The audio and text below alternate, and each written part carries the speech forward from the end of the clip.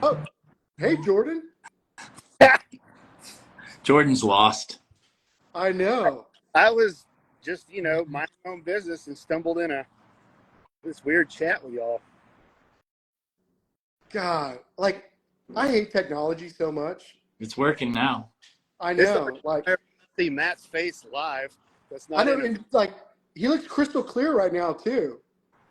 I have good internet, man. I've checked it and everything. But we're good. So we better start talking.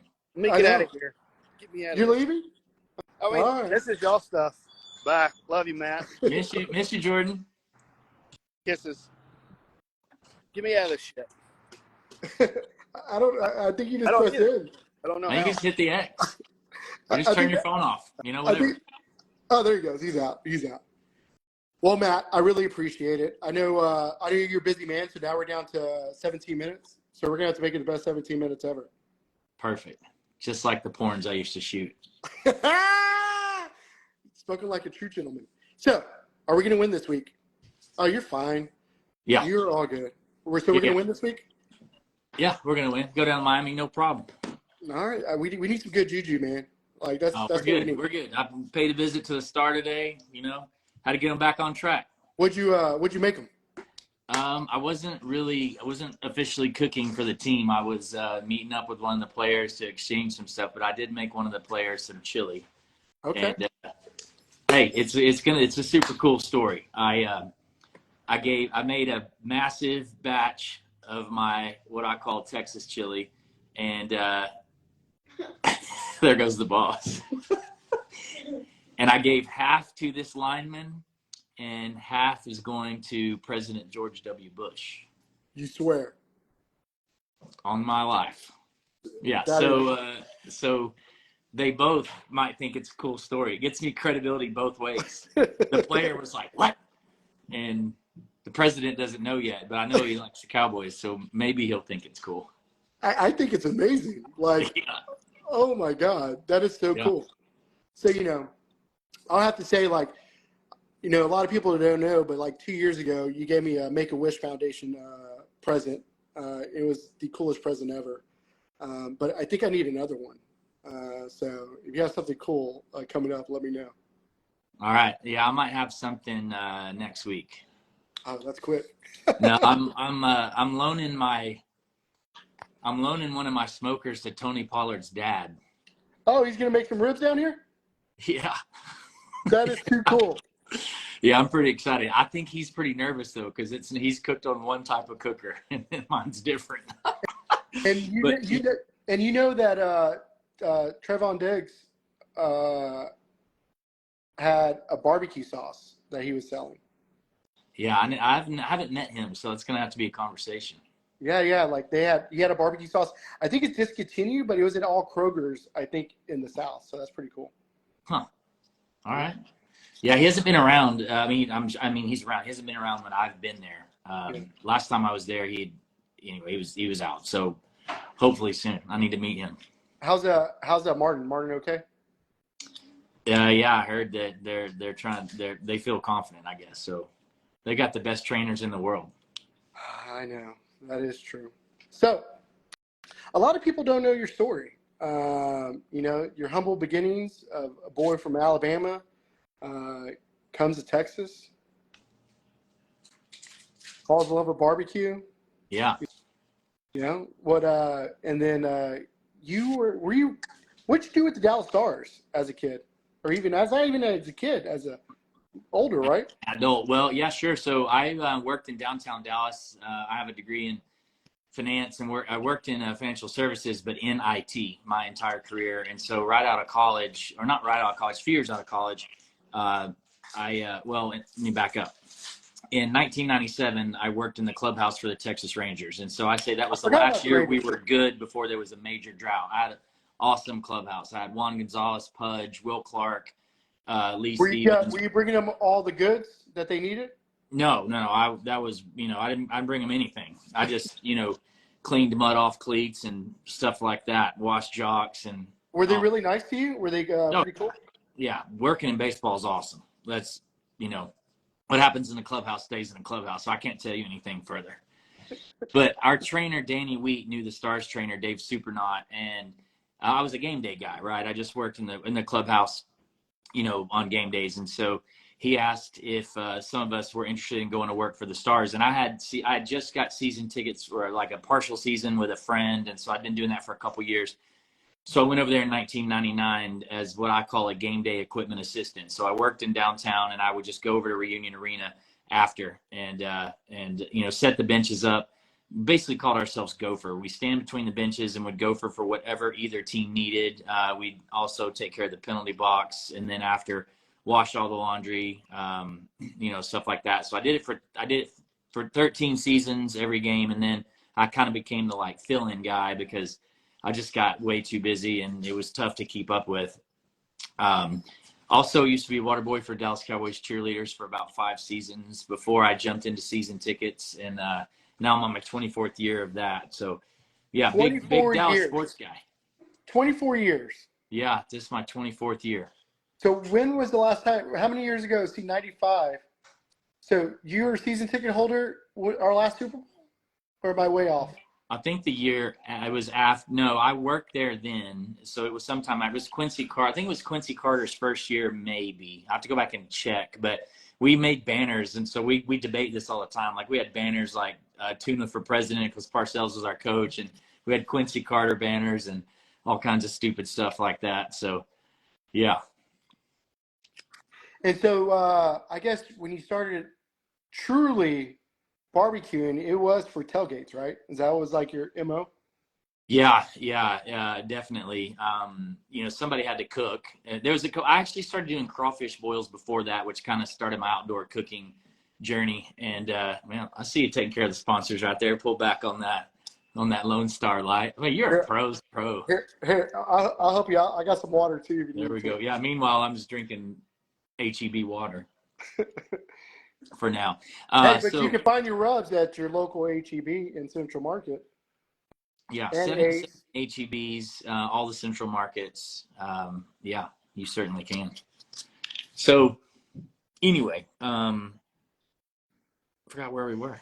Oh, we're talking about you making crawfish boils. Oh, yeah. So when we started cooking, somebody had to tailgate. And so we got this little grill. It looks like a keg, and it's called a Keg-A-Q. It has a Cowboys logo on it. And, I mean, I didn't know what I was doing, but somebody had to cook. So I dove in, and I always say, Cowboys cooking is kind of seasonal. So come Thanksgiving, we have Thanksgiving game, you fry a turkey.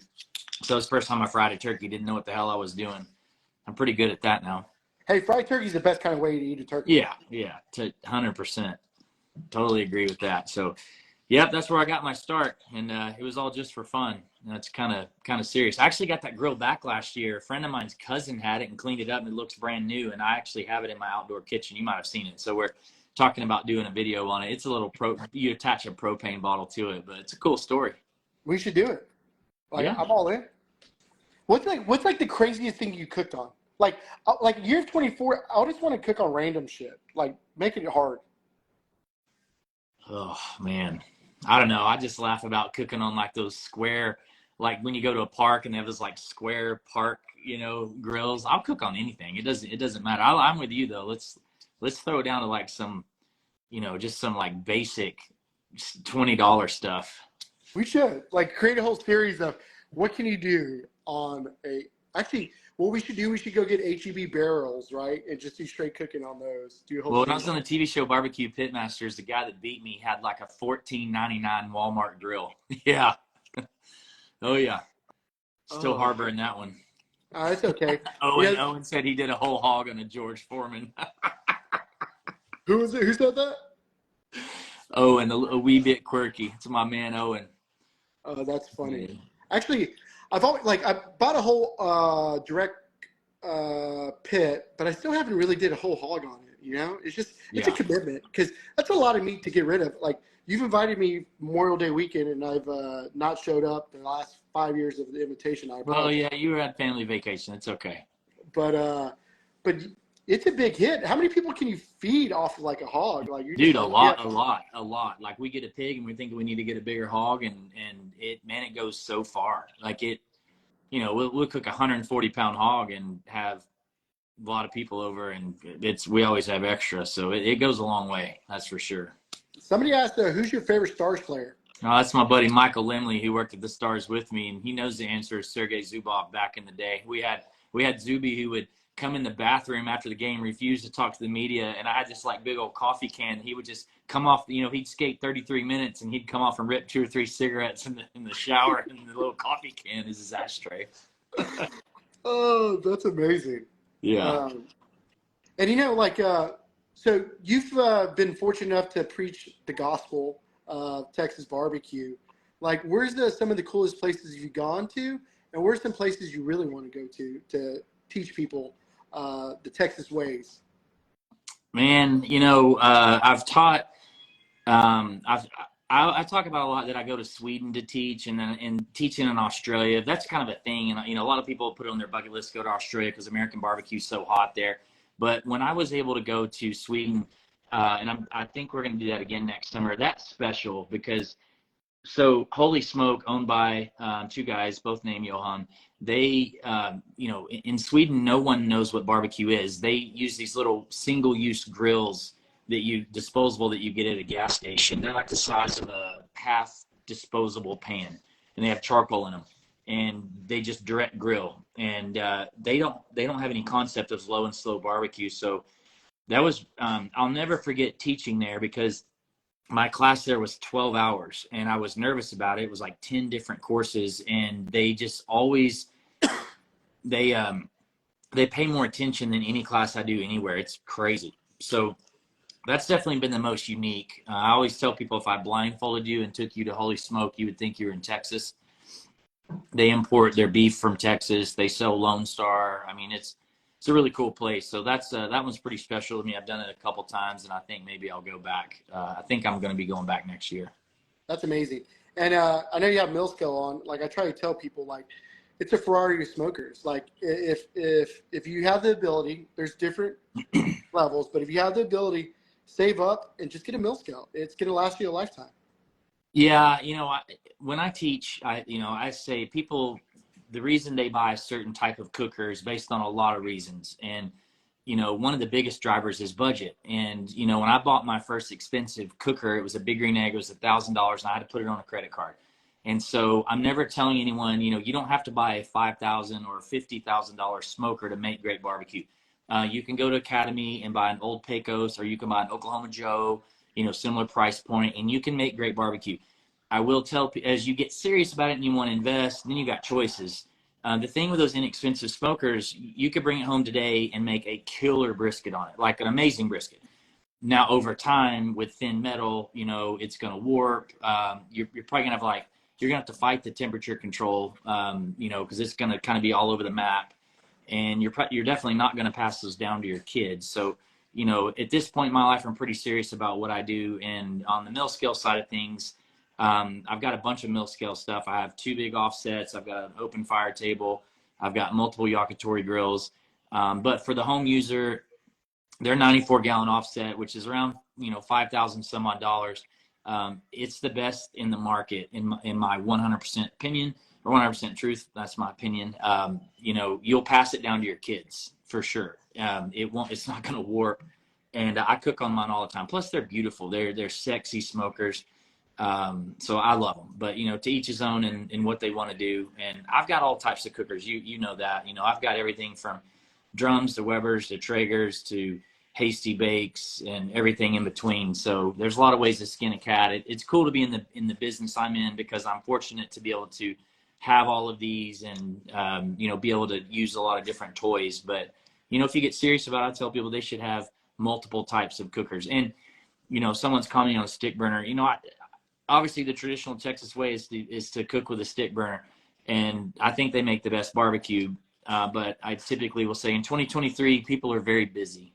And it's hard to find the time to run a stick burner all day. So I think you should have a stick burner, but I think you should also have something that you can cook on a Tuesday night, because you can't run that fire all night. So anyway. Yeah, I think I'm trying to see if Brent and Kyle let me buy a Traeger next year, so I could do some some cooking on Traegers. Like, I think it'll be fun. I think I'll be able to sleep. Yeah, it's fun. Like Jordan, who popped in for a minute, I got him a Traeger years ago, and Jordan at the time was number 4 on the Texas Monthly Top 50, and then went to run the culinary operation at Franklin's for 4 years, as you know.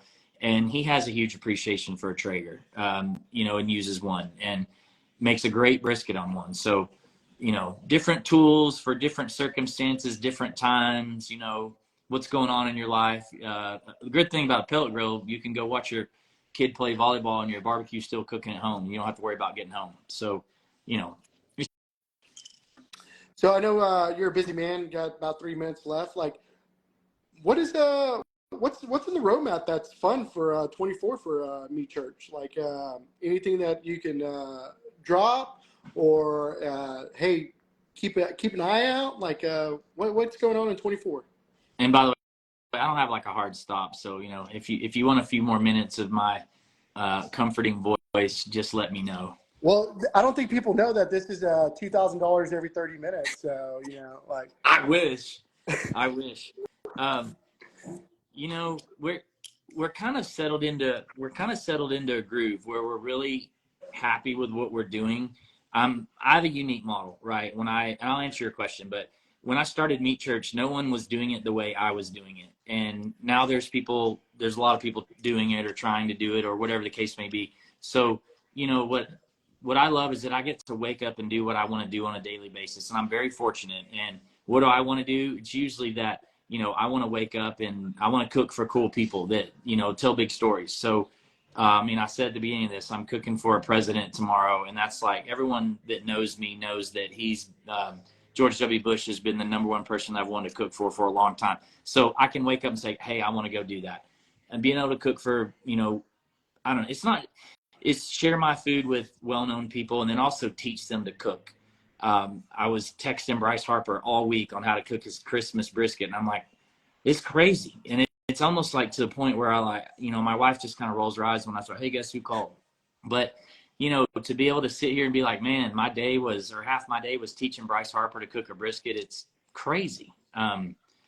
It's a lot of fun. So, we're not doing anything materially different. We had to get some footing under us on some of the things with our growth before we could launch some new types of products. And so barbecue sauce is long overdue for us. So we have some stuff like that I think we're finally going to launch.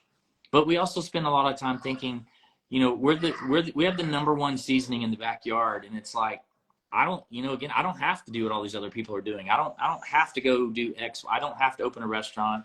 I don't have to have a book. I don't have to do all those things. But barbecue sauce, you and I have talked quite a bit. It has been bothering me that we haven't had one out. I make a lot of barbecue sauce, and it just, at this point, it makes sense. We had to fix some warehousing issues and things like that for shipping. And so we've got all that ready. So I think, that'll probably be our next logical move. But, we plan on continuing to try to make cooking videos for people to inspire them to get out and to cook.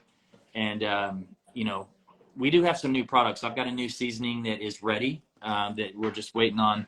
It's about to be produced. And so that'll come out very soon after the first year. So that'll be the first big thing. And then hopefully we make our sauce happen and then more of the same for us. Yeah. And I sound like a broken record. I know I say this all the time, but I'm truly grateful for, everything you've done for Texas barbecue, but also for me personally. Like, I tell people all the time, I have 15, 20 people with Meat Church hats come into our restaurant, and I'm forever grateful for that. It's well, hey, everybody I talk to that comes to Texas, I tell them they got to go to Grand Prairie to brisket in Maine. That's a fact. Yeah, one thing I know we're working on, trying to figure out with the stars. Like, I want to do something with you out there at the AAC. I think it'd be a lot of fun. No, that would be fun. Jordan Jackson told me about you. You know that when you were out working with him, and anything Jordan tells me is gold. And so he was always telling Chase Colston and I, at the time Chase was running Red Dirt Festival, now Troubadour, as you know. And so anyway, I was like, I got to meet this guy. And your personality is so dang infectious. And then we didn't even know that I was a customer of yours in our IT world. Like, it's funny that people don't know that. But you've helped me a lot too. So I'm like, hey man, you want to come jump on this video? And you're like, yeah. And then you get on another one. So yeah, we're we're brothers from another mother. Although I think I'm Hispanic on the inside, Oh, so we yeah. may be closer related than anyone really knows. I know. I'll say a couple things. The first thing, talking about that, I love all the shit that people give you about all your Mexican pulled pork and stuff. I'm like, bro, he's Mexican. Like, leave him alone. It's okay. It's okay. Just this white guy can put Tabasco on something and call it Mexican. But you're an inspiration also. Like, like it's funny what you were saying. It's like I get to wake up and do what I love. I think my corporate America time is going to be coming up really soon. Also, like it's like one of those things you get to do. You get to teach people. There's something about teaching people and making good food, and like that's what I love about barbecue. And you get it. I know you deal with it all the time. You get to see the instant reaction of what people think of your food, and that's like the most honest like feedback you can get, because no one's face is gonna be like, oh, this is good. Yeah, I love that. And I love when I run into people down the road and they say, I made, in my case, since I teach, they're like, oh, I made your XYZ. And it was like my favorite, I love that. So that's always cool. It's like I tell people, when people open a restaurant, obviously to make money, but then you also want to hear that positive affirmation for people. So yeah, that's definitely super cool. Barbecue is the great uniter. We can all get around and enjoy barbecue. Yeah, it's absolutely amazing. Like I'm really grateful that you're a part of BBQ Distro's December box. And it was a lot of fun. The beef tenderloin. I didn't make a beef tenderloin. I was full of shit. I made a prime rib, but I saw your video this week is prime rib. And no, 44 farms. No. We did prime rib at barbecue school. So those are just photos from barbecue. Oh. That was last. Yeah. We actually, you inspired us to do tenderloin again. So our video next week video tomorrow is tenderloin. Oh, nice. A little bit. But a lot of people may not know, but I'm actually banned from your classes for the rest of my life. No, that's for not this. For this time last year, I had a little bit of fun. I was actually showing some people the video of you the next day or the following weekend at the Cowboys game when you interviewed some people. Joe Zavala, tell me about how much fun you were having. Pretty funny. So wait, I was going to ask, you did tell me you were going to do a tenderloin, so you're not going to do one for Christmas? Oh, we want to do Chopino. Like, I want to go seafood. Okay. But I do need to do the tenderloin. As you can see, 44 Farms right there. That's actually was my first brisket box I ever got from 44 Farms. Yeah. Nice. Yeah. That's cool. I've always see it back there, so now I know. That's cool. Yeah, there's a little bit of history over there. Actually, that Smoke Dallas there was the first time I ever met you in 2018, I think is that one. It was the first barbecue festival we got invited to. And I think we were like 3 stalls down. I was like, oh my God, that's Matt Pittman. That is Matt Pittman over there. Whatever. And he came over and said, hey, Joe. It's like, he knows my fucking name. Oh my God. Oh my fucking God. Whatever.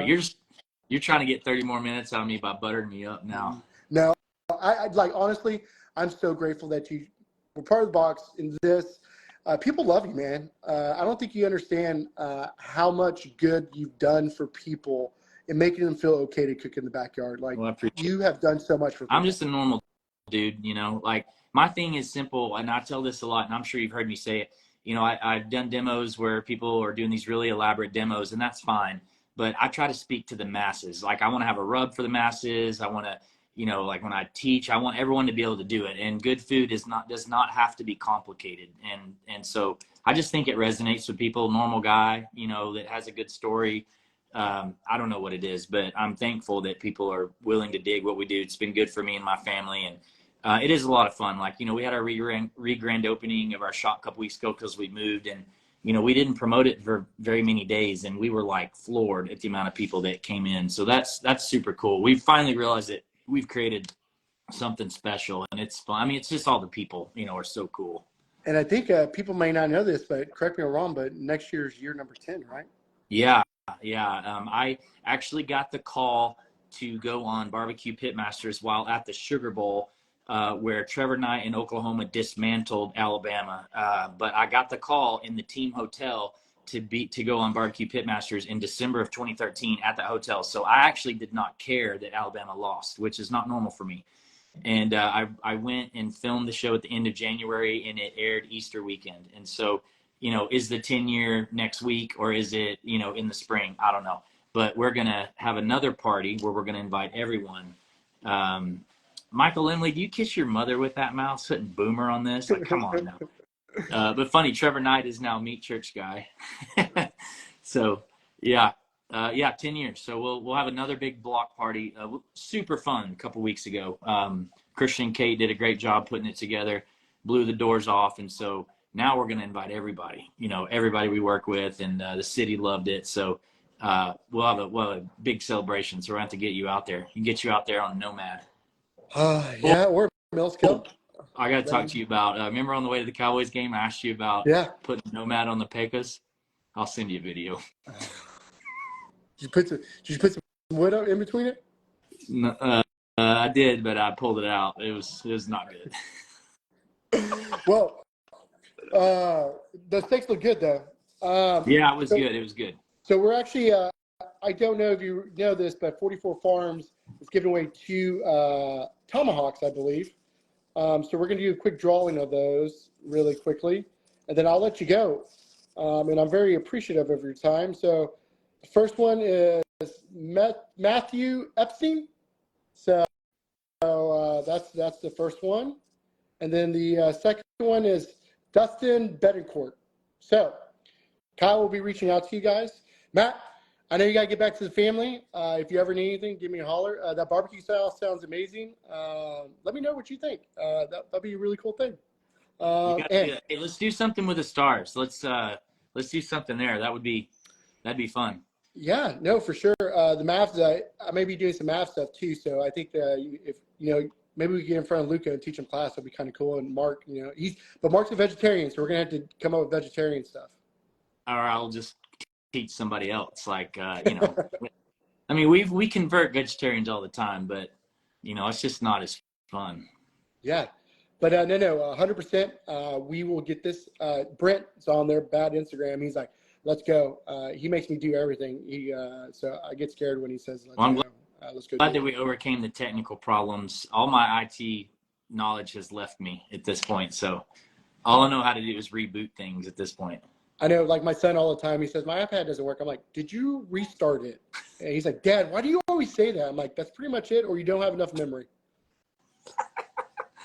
Well, I appreciate you letting me be in the December box. The video was a lot of fun. It was, always fun to work with you, and you left me like great gifts too. So any people like me that are thinking about working with Joe, you should, because the swag bag alone was worth it. Plus get to see Joe's infectious smile and childish good looks. So, it was a good time. And plus that tenderloin was so good, none of us left the butcher block until we just sat there and ate it all. I was really surprised that we literally hammered it all. Like that was at least probably a 7 or 8 pound tenderloin. It was good. That's why we went and did another one. I was like, that was so good. We changed it up a little bit, but the cook was the same. Well, you know what? All I want to say is Zavala or Zavala la la la. Have a good one. Forgot about that. Oh man. Love you, bro. I appreciate you so much. Thanks for having me on. For sure. Love you guys. Love you.